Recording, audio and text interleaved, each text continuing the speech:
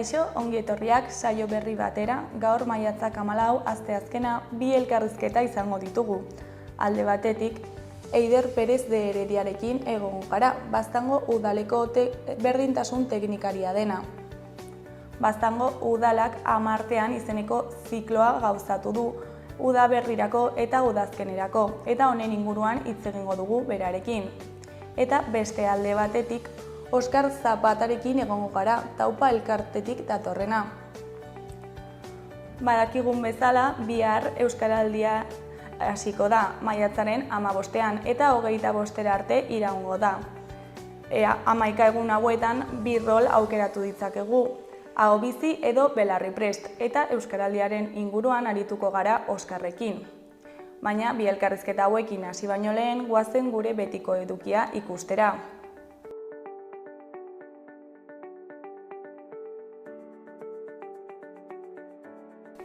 Goazen orain gaurko efemerideak ikustera.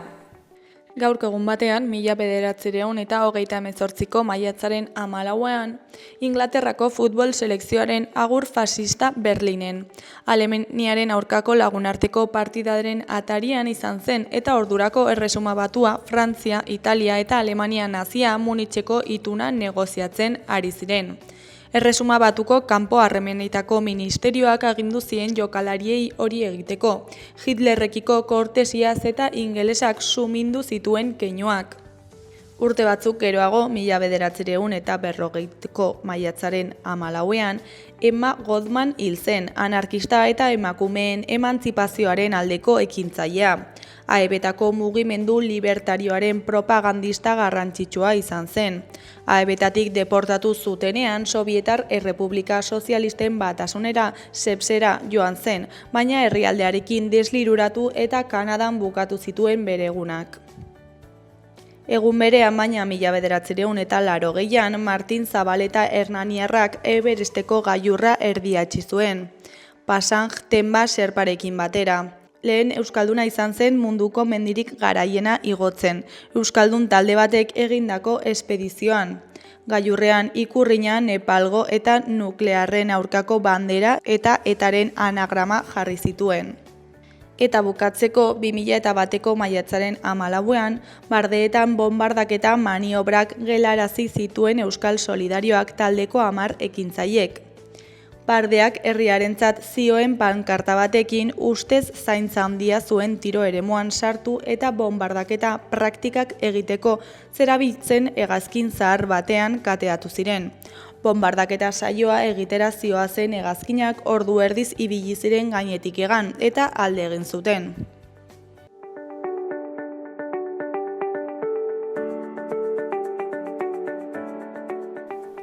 Errepasatu dezagun aste honetarako daukagun agenda. Maiatzaren 14ean, asteazkena alde batetik, Miren Agur Meabek Amorante frantsesa aurkeztuko du Iruñean, Karrikiri elkartean, arratsaldeko 7etan. Ima Erreak aurkeztuko du solasaldia. Beste alde batetik, Wiki emakumeok dokumentalaren aurkezpena egingo da Zaldiko Maldikon. Dokumentalak Wiki emakumeok donk taldeak Wikipediako editore taldearen prozesu ikustarazten du. Emakume horiek Wikipedian emakumeen eta gizonen biografien arteko oreka lotzeko egiten duten lana ikustarazten dute. Zaldiko Maldikon aurkeztuko dute, Nafar Ateneuarekin elkarlanean arratsaldeko 7:30 elkartean. Maiatzaren 15ean, Lehendakariaren alaba liburua izango dute hizpide Zaldiko Maldikoko irakurle taldean. Iñaki Petxarromanen eleberria 2026an hasi eta 2040 arte arrapaladan eramango zaituen thriller azkar bat da.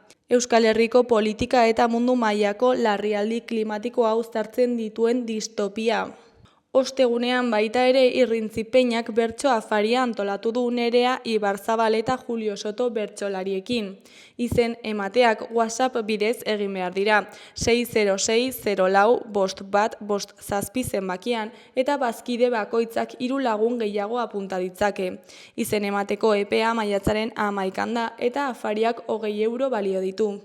Gainera, Zabalguneko Zibiboxean lehenengo aretoan hitzaldi iretsgarria euskaraz. Sarasate pasalekuaren inguruan izango da.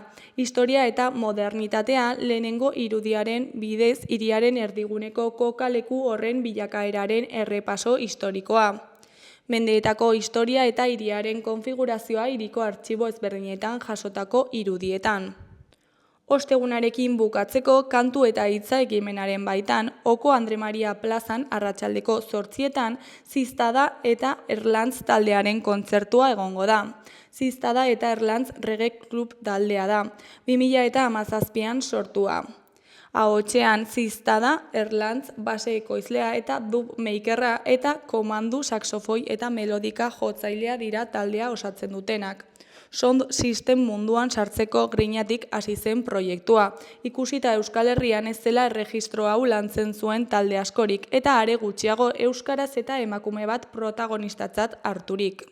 Ostiralean maiatzaren 16an Ni izeneko bakarrizketa izango da Zizur Nagusiko kulturetxean.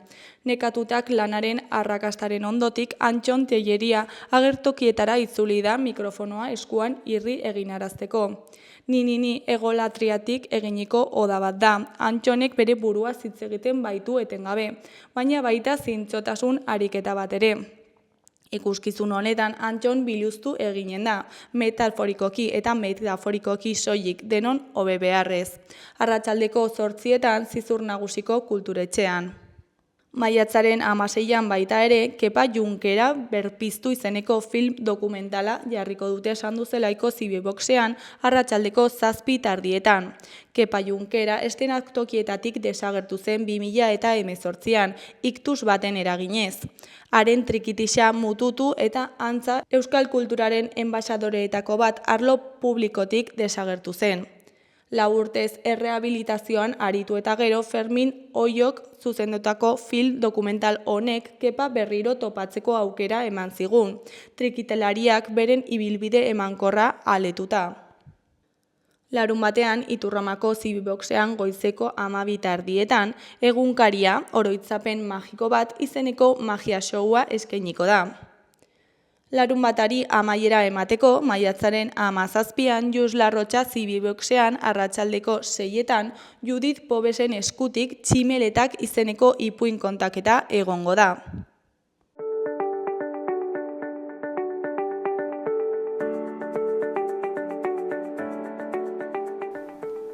Ikus dezagun gaurko egunkarien azalek zer dioten. Diario de Notiziasen titular nagusian, erizak ondasunak ez matrikulatzeari buruzko ikerketak 123 toki erakunde biltzen ditu. Prozesua udal eta kontzejuen federazioak eta gobernuak bultzatu dute. 3.000 jabetza komunal inguru inskribatu dira 1956tik. Lana agoitzen hasi da eta harrietan jarraituko du. Argazki nagusian pertsona talde bat azalpenak jasotzen ari dira. Honen titular nagusian zentzumen unibertsoa. Desgaitasuna duten pertsonek astronomia inklusiboari buruzko erakusketa batean parte hartuko dute. Hori koloreko berrietan, alde batetik Mikel Barceloren kartel bat zezen feriarako. Beste alde batetik Rosalén Leire Martínez, Kali Yeldandi eta Zea Maiz Sanferminetan izango ditugun kontzertuetako batzuk dira. Eskuinaldeko berrietan batetik Pepe Mujica hilda, borroka eta humiltasun eredu. Bestetik Txetxu Rodriguezen arabera, Nafarroako Komisiones Obreraseko idazkari nagusia, banoa, baina sindikalista bat ez da inoiz erretiratzen. Azkenik, Tidounfeko kanpalekuetarako laguntza humanitarioa duen Iruñeko kamioi bat. Diario de Navarraren titular nagusian, Sánchezen eta Abalosen arteko mezuek tentsioa areagotu dute gobernuan eta PSOEn. Exekutiboaren ustez, koldu kasuaren ostean ez dago WhatsAppik. Argazki nagusian, atzo Bustintxuriko bulegoan zain zeuden pertsonen ilara ikus dezakegu. Argazkiaren izenburuan, kolapsoa atzerritartasuna Nafarroan. Iruñan langilerik ez dagoenez, izapideak ez dira epearen barruan ebazten. Eskuineko albistean, UPNek lege propioa proposatu du Nafarroan ela duten pertsonentzat. Gorri koloreko berrietan, batean, Mikel Barceló artista unibertsalak 2025ko zezen azoka argitu du. Bestean, Rosalenetik Lia Kalira Sanferminetako kontzertuetan. Gara egunkariaren azalaren gehiena hartzen duen argazkian Pepe Mujika daukagu. Honen titularrean Pepe Mujika mundua hunkitu zuen gerrillaria.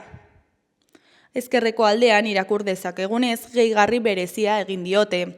Agur eta ohore anaia irautzailea. Mundu guztiak ditu Pepe Mujikaren heriotzagatik penatzeko arrazoiak, boteretsuek izan ezik. Euskal Herritarrok beti ere zorra dugu behin eta berriz gurekin solidario, zorrotz eta samur izan zenarekin. Bere ondareari eustea izango da omenaldirik hoberena. Berriaren argazki nagusian Pepe Mujikaren argazki bat ikus dezakegu. Honen titularrean irautzaile apala. Gerrillari eta preso politiko gaztaroan Uruguaiko presidente zartzaroan, 59 urterekin zendu da Mujika.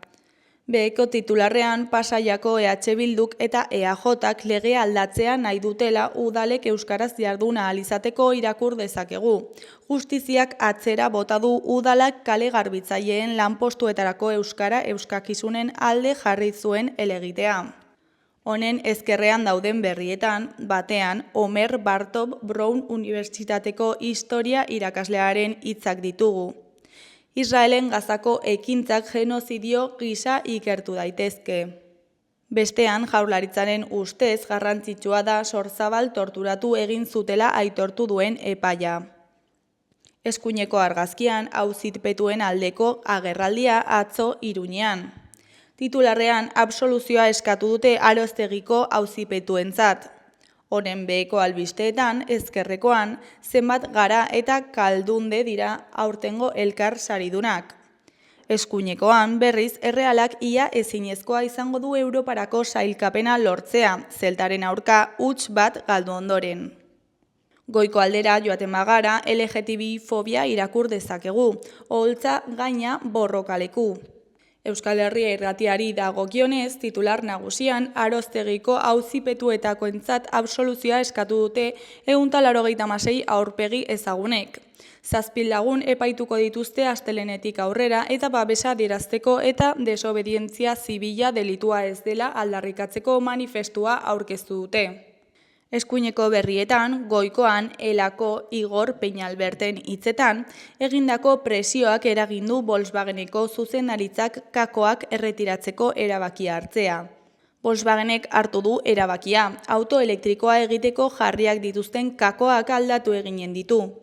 Hori eskatzen ari ziren sindikatuak eta zuzendaritzak egokiagoak jarriko dituela iragarri die. Auto elektrikoetarako erabiltzen ari ziren gantxoak ez zirela egokienak izaten ari langileari zenbait lan egiteko postura desegokiak hartzea behartzen zielako besteak beste. Behekoan, LGTBI fobiaren kontrako nazioarteko egunean fasismoaren indarkeria salatuko du E28J plataformak. E28J plataformak egitarau zabala prestatu du LGTBI fobiaren baitan dauden indarkeriak salatzeko egunaren harira.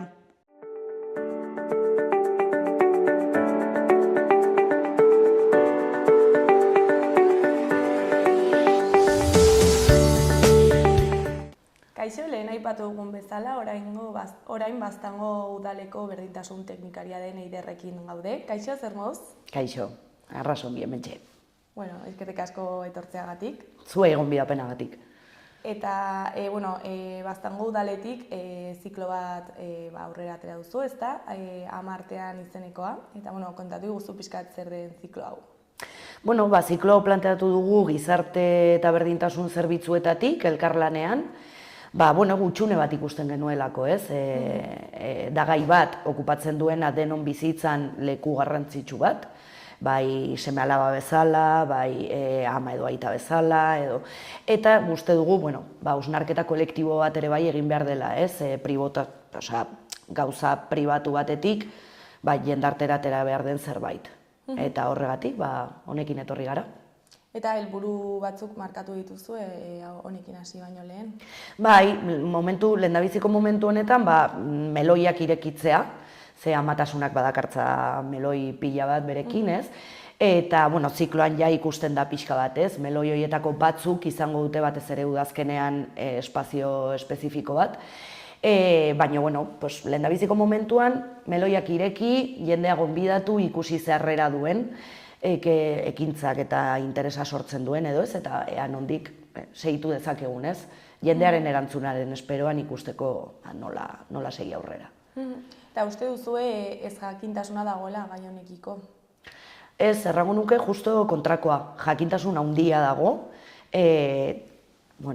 amaz inguratuta gaude, eta berti ari garaia urte batzuk solasean, eta mugimendu feministak potente eskatu du zaintza erdigunean jartzea, eta horrek badakartza ere bai berarekin amatasunaren inguruko hausnarketak erekitzea, ez? Batez ere, berriro ere emakumeek askatasunean aukeratu ahal izateko edozein amatasun mota. Eta sortu duzu ere, pixkat, ama hoiei, espazio seguru bat izateko edo... Bai, hoi da ideia. Guk azkenean ekarriko ditugu produktu edo ekintza desberdinak, ekintza kulturalak, ekintza artistikoak ere bai, eta potenteak izanen direnak, barneak mugitzeko eta denek konektatzeko gauza batzuekin, ez? Gure aintzinean gertatzen diren gauza gunerokotasunean, baino ez ditugunak ikusten. Ze egunero ikuste ditugu eta ematen ditugu segurutzat, ez? Lagunekin solasean ere bai, ez? Zuk hor bazeneukan, gehienek hor bageneukan ama gazte ginenean, lanean, zaintzan, bokadioa prestatzen, piztinarako motxila, denetan zegoen ama hori, ez? Eta hori segurutzat ematen genuen, ze hor zegoen gertatzen zen eta inoiz ez genuen zalantzan jarri. Eta orai, aukera horiek ereki direla moduren batean, uste dugu ere bai hori plazaratu behar dela eta kolektiboki hausnartu. Eta gero, hainbat jarduera prestatu dituzue, gero komentatuko ditugunak, baina ere talde egonkor bat sortu nahi duzu, ezta? Udalean jaba gaude azkenengo urtetan pentsatzen proiektu egonkor batzuk bideratzeko interesarekin. Batzuk aterako dira, bertze batzuk ez, baina bai egin nahi genuen saiakera hau, ez? Azkenean gu errekurtso publikoekin lan egiten dugu, eta errekurtso publiko horiei modu efiziente batean lantzeko ere bai, gure arteko elkarlana garrantzitsua da, eta ere bai, ez egin ekintzak txanpiñoi bezala, ongi dagoela ere bai, ze batzutan, gaiak atera behar dira, eta ezin duzu gai guztiekin horrelako ziklo bat egin, ez? Baina, ikusten genuen gaia potoloa zela, eta itzaldi batekin ez zela nahikoa izanen. Orduan, etorri gara proposamen honekin, orai komentatuko dugu, 6 ekintza desberdinak, hizlariak, idazleak, pentsalariak, artistak, badugu pixka bat denetatik, eta ideia da ama talde bat sortzera eramatea hausnarketak eta bar. Baina izango da herriak behar duena. Hurbiltzen direnek adierazten duten interesa entzungo dugu, eta horrekin ikusiko dugu, zer eskaini dezakegun. Eta ez dakit nola bideratuko duzu taldea edo zer... Hoi erabakiko dute interesa adierazten dutenek. Hurbiltzen diren emakume ama hoiek, ez ama hoiek edo denakoa, hor hurbildu eta azkenengo urriaren 21 uste dudela oraintxe ez dute kartela burutan, baina urri bukaeran azkenengo ekintza da bilkura bat. Eta bilkura hori izango da, punto de partida moduan, zer nahi den, zer disponibilidade baden, ze gogo, ze interes, eta horra ateratzen aldira gauza desberdin haunitz. Osea, moldatuko zarete pixkat beharretara, ez? Bai, guk erantzun nahi dugu jendearen beharretara eta hemen beharretara orduan, hori ikusiko da. Baina ideia bai da sortzea espazioa saretzeko, partekatzeko, ez bakarrik frustrazioak edo ez, hor ematen diren, baizik eta kontraesan pile bat, eta gero hemen artean, beraien artean solasten direnean aurkitzen dute haunitzek pasatzen dituztela momentu desberdinetan egoera eta sentimentu eta emozio eta kontestu berdintsuak, ez? Diskriminazioak eta indarkeriak ere bai, orduan, espazioa sortu eta ber hor zer gertatzen den. Eta gero zikloa nola antolatu duzue?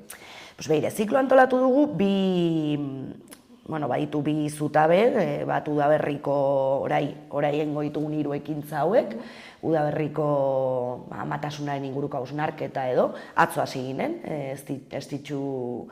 Estitxu Fernandez Maritxalar lesakarrarekin, Bueno, apartekoa izan zen bere hitzaldiaz, gainera hizlari superpotentea da, eta bueno, jakintza handia du bai ama bezala, bai idazle bezala, eta gaia ikertu duelako, psikologa da, psikologa perinatala, orduan, bueno, ubikatu zigun ongi gaian eta ereki zuen meloi pila bat, eta hori zen intentzioa, ez? Lehendabiziko hurbilketa bat egitea gaian badiren, amatasunaren gai horretan badiren gaian dana bati.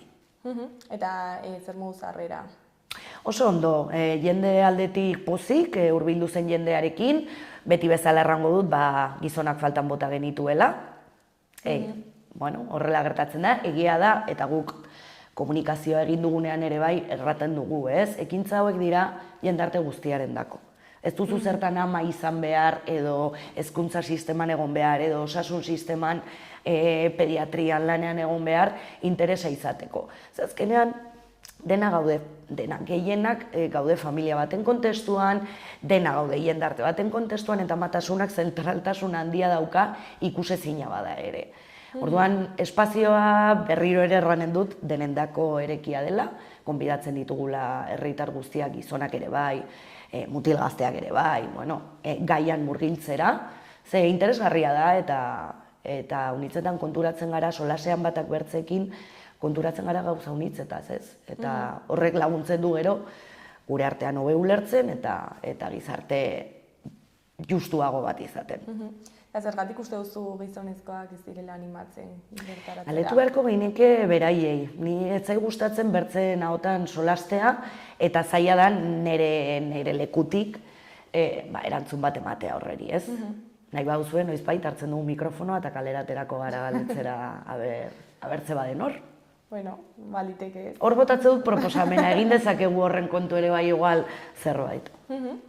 Eta, ziklo hau atzo hasi zen, esan dugun bezala, eta jarraipena nola izango da? Eta gaina ez dut akitu aintzineko galdera, barkatu gero, udazkenean ere bai, badaukagu hori da, lehendabiziko partea udaberrikoa da gehiago sentsibilizazioa, gaiari hurbilketa, hortaz, badaukagu atzoko hitzaldia zela lehendabiziko hurbilketa bat, Estitxu Fernandezen lanak ardatzartuta, errepaso bat meloi guzti horiei.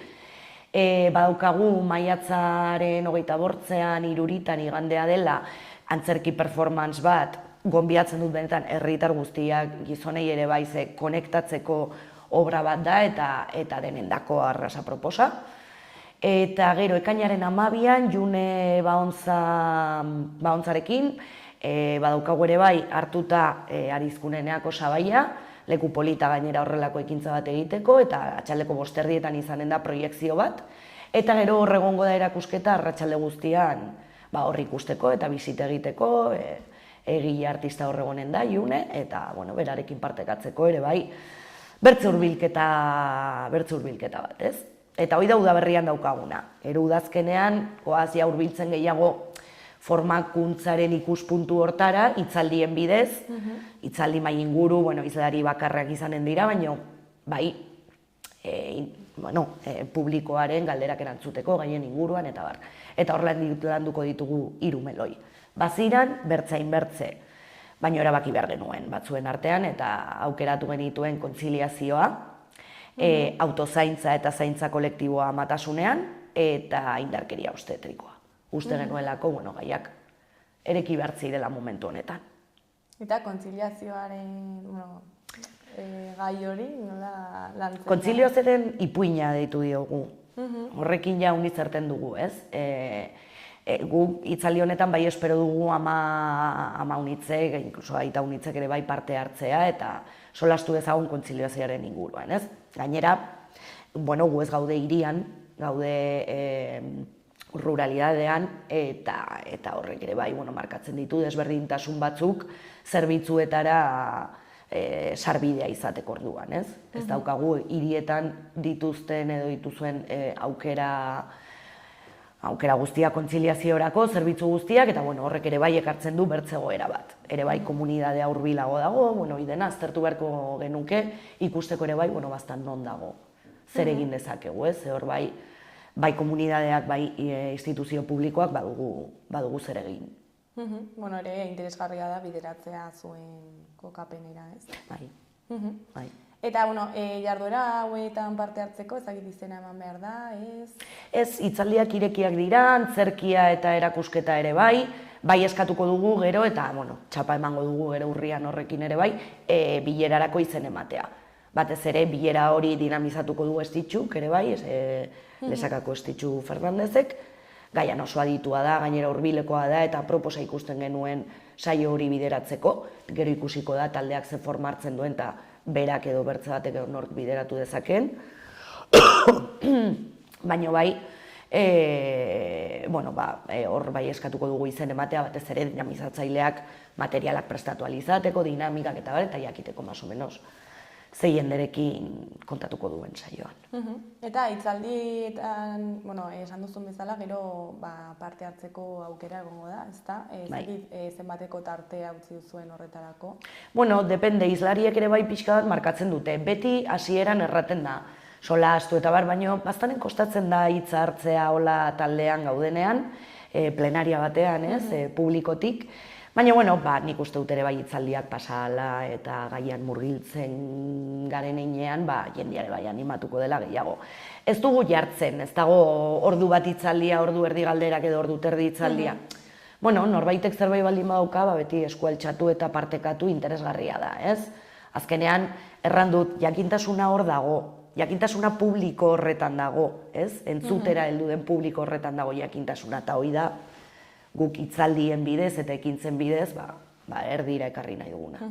Ere publiko bakoitza ezberdina da, ez? Bai, noski baietz.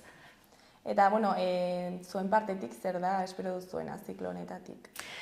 Espero dugu, helburu horiek betetzen ditugun, ez? Jendeak ongi hartzea ekintzak, interesa piztea, egia daia liburutegiak egin zuela bere momentuan, liburutegi publikoak egin zuen bere momentuan ere bai ekintza bat honen kontu, eta interes handia piztu zuen. Izan zen herriko emakume batzuen esperientzia desberdinak, amatasun desberdinak, ez amatasuna ere bai presente zegoen, eta arront interesgarria izan zen. Eta, harrera berdina daukagun ere bai ontakoan, eta meloiak ireki.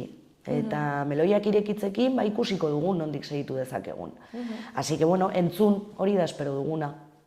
Eider, bukatzeko ez dakit zerbait gehiago komentatu nahi duzun, edo jendeari gonbidapena luzatu, zerbait esan? Herritarrei gonbidapena luzatu, ekintza hontara, udaletik eta herrigintzatik antolatzen diren ekintzetara, baztanen batzutan agobiatzen dut den agendak, ze benetan eskaintza handia dago, ekintza kulturaletan, formakuntzetan, hitzaldietan, proiekzioetan, erakusketak eta eta animatzen dugu jendartea parte hartzera.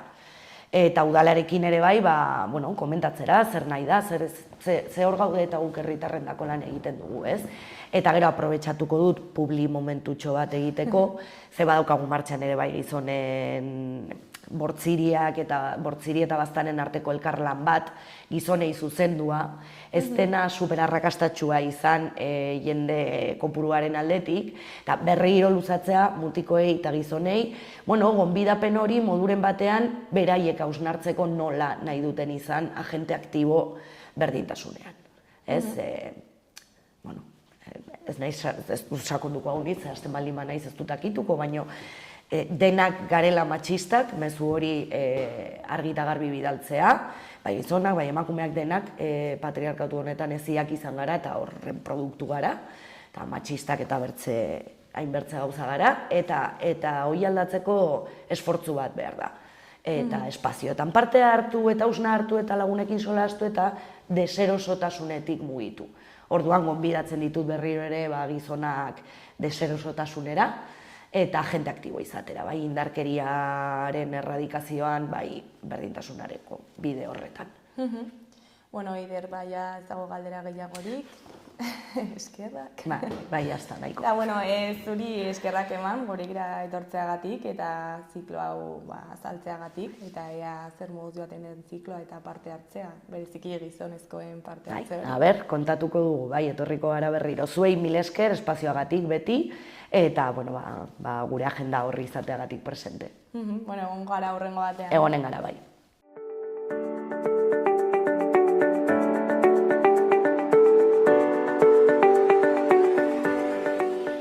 Gaurko eta biharko eguraldiaren iragarpena ikusiko dugu orain. Gaur, asteazkena, goizean goiz zerua tarteka hodeitsu egongo da eta euria egiteko probabilitatea txikia izango da. Hala ere, kostaldean zapadarreren bat egin dezake. Eguerditik aurrera zerua estalita geratuko da eta zaparrada trumoitsuak botako ditu. Barnealdean zaparrada handiak izan daitezke eta txingorra egin dezake. Goizetik aurrera ipar-haizea ibiliko da, bolada gogorrekin kostaldean eta Ebro ibarrean. Giro freskoa, maximoak pixka bat jaitsiko dira batez ere barnealdean. Giroa freskoa izango da eta maximoak pixka bat jaitsiko dira batez ere barnealdean. Giro freskoa izango da nagusi ostegunean. Temperatura maximoak 2-3 gradu baxuagoak izango dira eta udazken itxura hartuko dute. Ipar-mendebaldeko haizea bizi ibiliko da eta hotz sentsazioa areagotu dezake bere abiadurarekin, batez ere kostaldean eta Ebro ibarrean. Goibel egongo da eta egunaren lehenengo partean euria egingo du. Arratsaldetik aurrera atertzera joko du eta ostarteak irekiko dira.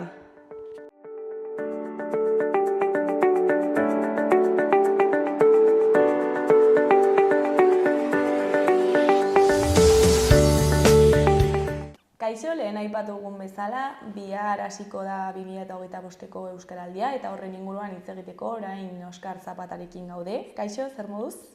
Egunon, oso ongi. Bueno, esan dugun bezala bihar Euskaraldia hasiko da, ezta? Eta, nola aurre ikusten duzue? Bueno, 2025an lehendabizikoz udaberrian ospatuko dugu Euskaraldia. Hori da gauza bat guretzat ere berria, ezta? Espero dugu Euskaraldi jendetsu bat izatea, eta horrez gain espero dugu inpaktu izatea gizartean oro har. Eta horrela gogoratzearren, zeintzuk dira edizio honetarako markatu dituzuen helburu zehatzak? Gure ustez, lehenik eta esan bezala ez, guk gizartean inpaktatu nahi dugu Euskaraldiaren bitartez, ez da nahi dugu kontzientzia linguistikoan eragin. Kontzientzia linguistikoan eragiteko hainbat tresna baditugu, ez da, Euskaraldia da horietako bat, eta helburu zehatzetako bat da, hain zuzen ere, nolabait Nafarroko gizarte, Euskal Herriko gizarte osoan, Euskararen egoeraren inguruan kontzientzia piztea, hori batetik eta bestetik, aurreko, hasieratik datozen helburu berdinak ditugu, ez da, hizkuntza ohituretan eragiteko aukerak zabaltzea, erabilera nolabait handitzeko ere sare berriak edo aukera berriak eskaintzea, eta aurten bereziki nahi genuen eragin herri mugimenduan nolabait sortze horretan, ez da, hain zuzen ere, elkar mugituz egingo dugu leloa aukeratu genuen, hori buruan, ez da, alegia Euskaraldia izan dadila ere pizkunde bat edo pizgarri bat urtean zehar herriz herri, herritarren nolabait mugimendu hori indartzeko.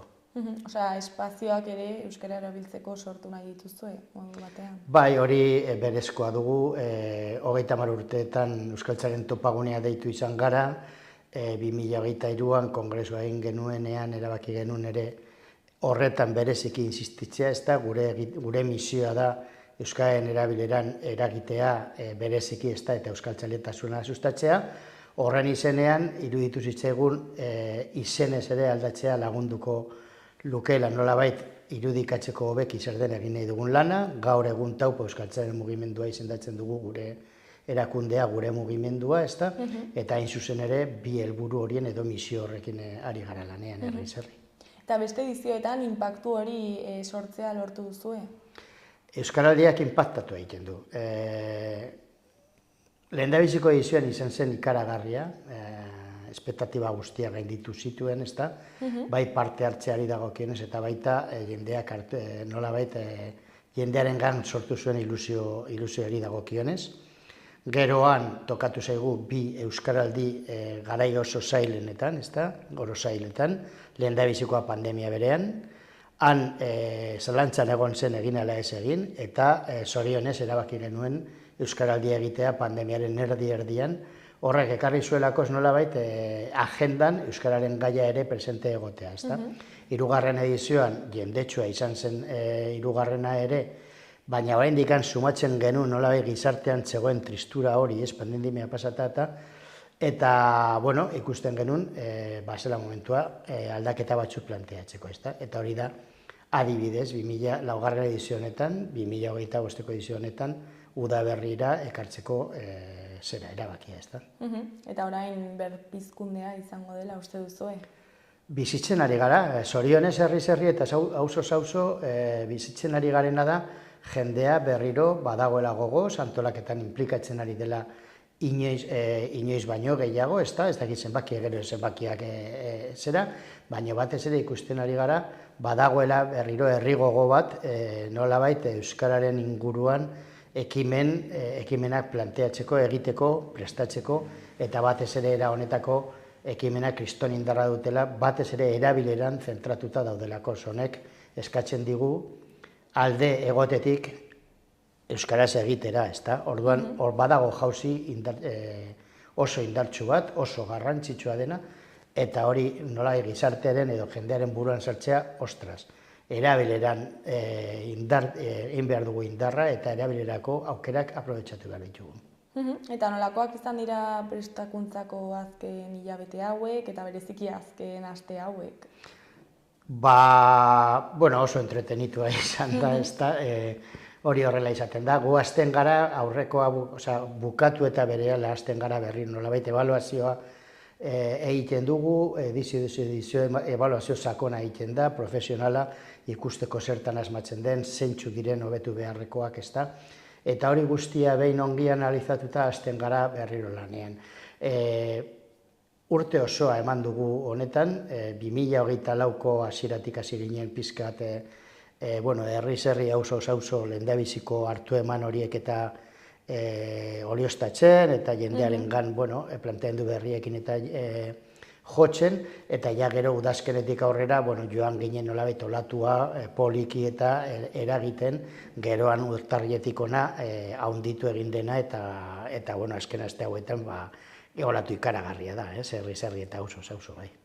Eta ez dakit nola ditu, baina enbaxadore batzuk izendatu dituzu edo... Bai, badire aukera zenbait, ezta? Euskaraldiak 11 egun irauten du, eta iruditu zitzaigun polita edo aukera komunikatibo gisa interesgarria eta kitxikagarria, nolabait herriz-herri, auzoz-auzo, eskualdez eskualde, lurraldez lurralde eta nazio mailan ere, ezta? 11 pertsonen ekipoak edo osatzea haiek izan daitezen, esan dezagun bizi diren edo eragiten duten leku horretan enbasadore, nolabait haiek badire jendeari proposatzen dietenak euskaraldian parte hartzeko, haiek nolabait ere erantzunkizun hori hartuz.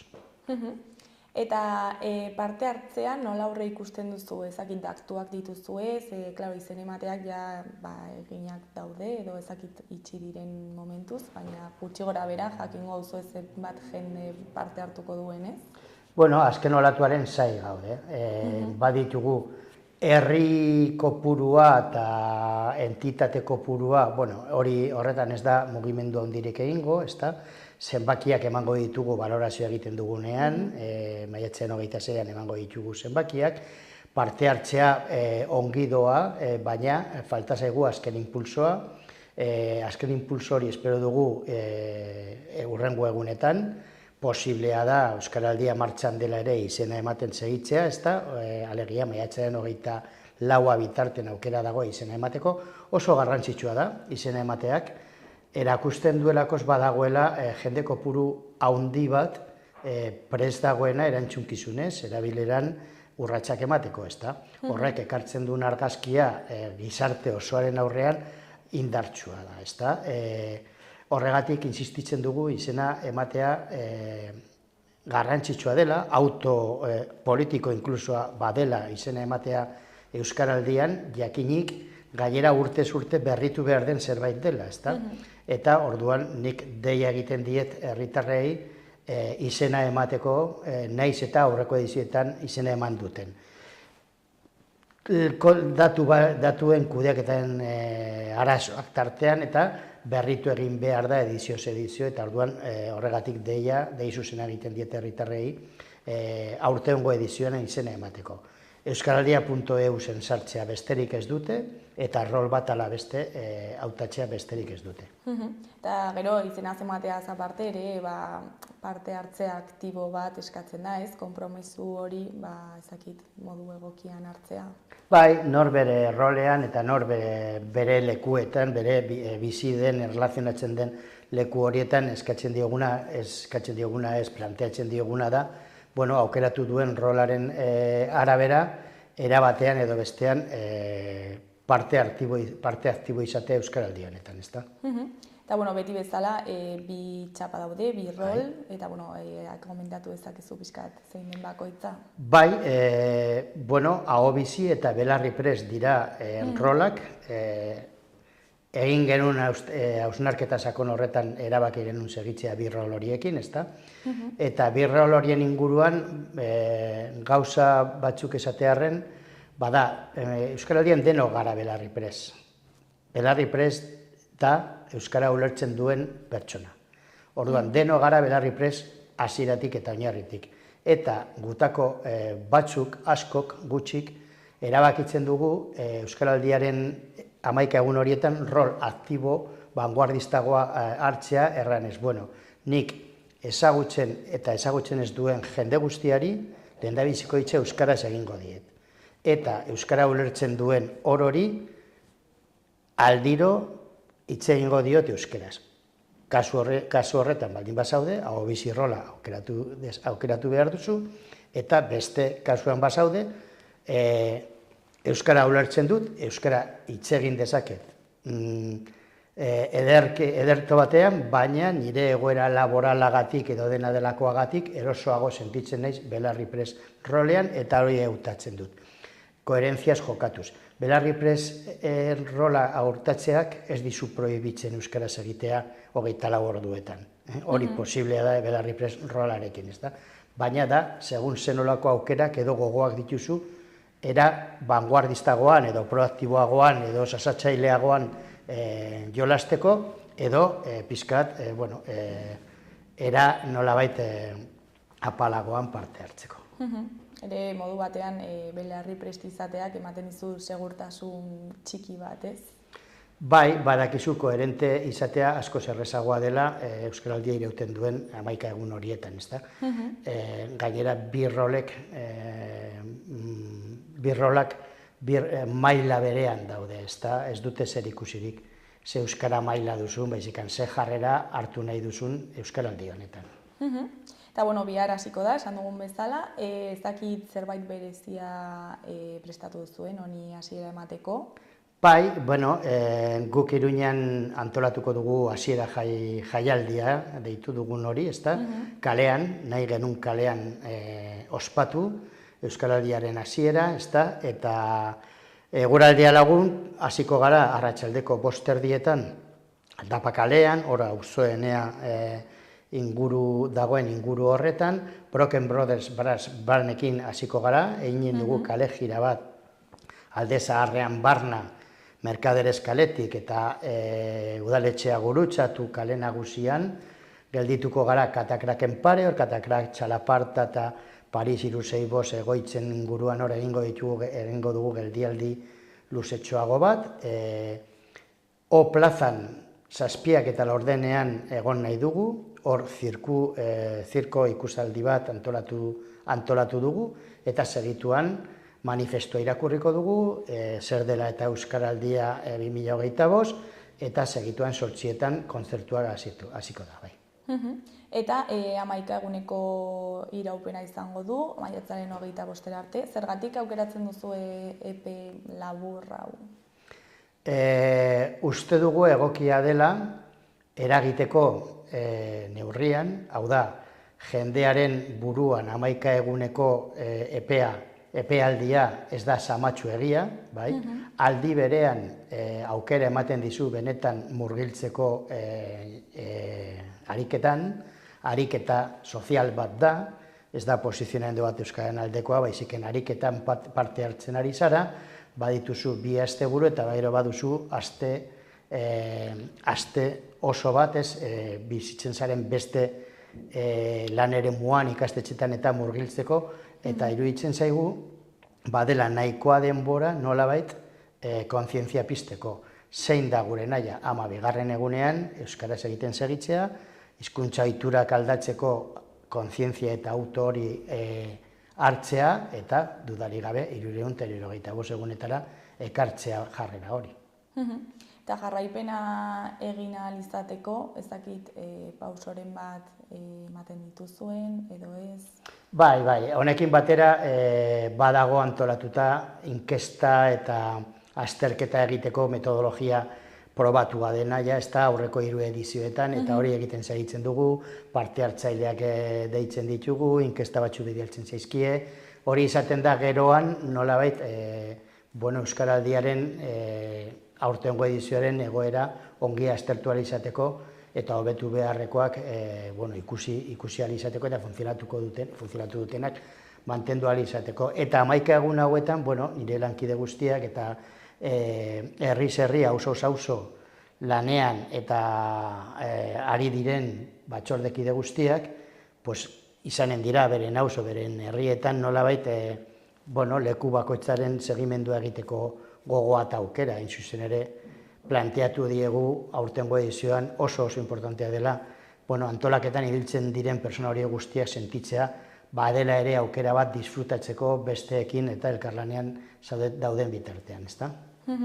Eta gero, lortzen dituzuen datu horiekin, zer egiten da ezakit hurrengo ediziorako aldaketa batzuk esartzen dituzue, ez? Balorazio txosten bat egiten duzue? Lehenik eta behin egiten da balorazio txosten sendo bat, ezta? Partekatzen dena honetan parteide garen erakunde guztien artean, ezta? Hau baita nolabait kogobernantzan planteatzen den ekimen bat, parte hartzaileak koordinazio mahai orokor horretan bagara bai Nafarroako gobernua, bai Eusko Jaurlaritza, bai Euskararen erakunde publikoa iparraldekoa eta baita taupa Euskaltzaleen mugimendua, hor egiten ditugun balorazioak aditu hainbatekin ere kontrastatu egiten ditugu eta horretan oinarrituta egiten dugu planteamendua hurrengo edizioa indartsuagoa edo indartsua izan dadin.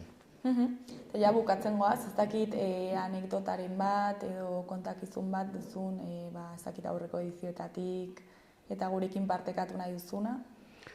Anekdotak baino nik uste dut guk lehendabiziko edizioan oso serio hartu genuen Euskaraldia, esaten hau ariketa sozial bat da, ongi egin behar da, eta ez da nolabait ohiko ekimen bat, hau berria da eta berritzailea da eta munduan ez dago halako ekimenik, erabilera erdian jartzen duen ekimena eta asko insistitzen dut erabilera erdian jartzen duelako, baina uste dut batez ere ikasi genuena edo ongi pasatzen dugu, edo parra egiten dugu antolaketan gaudenean, edo jendea disfrutatzen du egiten duen bitartean eta jolas horretan, obizi belarri pres eta jiji jaja horretan, sartzen ez bagara, gureak egin du, orduan batez ere gure ikaspena izan da, balio dadila ongi pasatzeko eta jolasteko eta harreman sare horiek nolabait handitzen dugun heinean, pizkat konpliziade horiek nolabait pizkat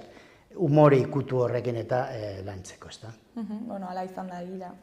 Eta ja bukatzeko, zer da espero duzuena edizio honetaz? Espero dezagun, espero duguna da edizio honetan ere gizartean oroar inpaktu handia izatea, hau da, parte hartzaileengan aukera zabalduko da, parte hartzaileak izango direnak, baina ikusten duguna da Euskaraldiak lekua egin duela, leku hartu duela, eta euskal gizartean, euskaldunak izan edo euskaldunak ez izan, baduela nolabait presentzia bat eta kontzientzia linguistiko horretan eragiten duela, eta uste dut hori gauza garrantzitsu bat dela. Oskar, bukatzeko, ezakit zerbait gehiago komentatu nahi duzun, jendeari zerbait esan? Gu bihar Iruñean batuko gara, hasiera jaialdi honetan disfrutatzeko, Alde Zaharrean, baina Alde Zaharrean gure antolatzen edo nolabait Nafarroako antolatzen ari garen bezala, seguro nago beren auzo herri eskola eta ingurutan egonen direla aukerak bihar hasiera egun horretan ekimen ezberdinetan parte hartzeko, baita ere asteburuan zehar, eta baita Euskaraldiak iraungo duen 11 egunetan zehar. Bueno, zuri eskerrak eman gurera etortzeagatik eta Euskaraldia ondo azaltzeagatik eta era zer moduz joaten den, espero dugu parte hartze handia egotea. Eskerrik asko zuei. Bueno, ondo segi, agur. Aio, aio.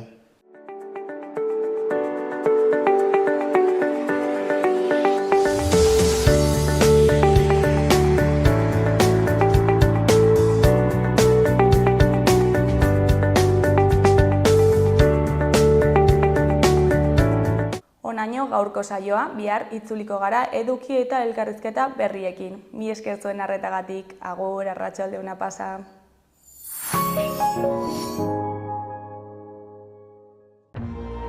Gobierno de Navarra. Nafarroako gobernua.